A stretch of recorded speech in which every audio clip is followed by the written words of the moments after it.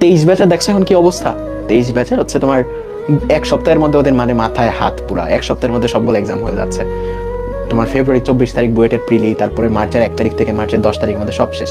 তোমাদের 25 ব্যাচের মধ্যে তো এখনো বাতাসটা লাগে নাই শরীরে, যে অ্যাডমিশন কি জিনিস, এইচএসসি কি জিনিস, এখনো বাতাসটা লাগে নাই। কিন্তু যখন বাতাসটা লাগবে তখন হারে হারে টের পাবা যে সময়টা আসলে এত বেশি সহজ না। সহজ যারা মনে করো যে তুমি ট্রাই করবা না, কোনো ভার্সিটি পরীক্ষা দিবা না, তোমার জন্য সহজ।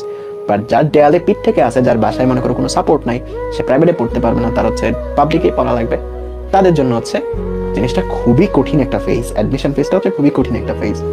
দেখা যায় যে মানে মেন্টাল এজ বা মানুষের বয়স আছে না, মানুষের বয়স অ্যাডমিশনের আগে একরকম থাকে, অ্যাডমিশনের পরে আর একরকম হয়ে যায়।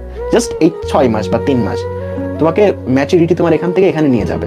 আগে যেমন এখন ফেসবুকে তোমরা যুদ্ধ করো না যে অমুক ভাইয়া থেকে অমুক ভাইয়া ভালো, অমুক গ্রেটার দেন অনেক কিছু ইউজ করো না, অ্যাডমিশনের পরে দেখবা তুমি রিয়েলিটিটা বুঝতে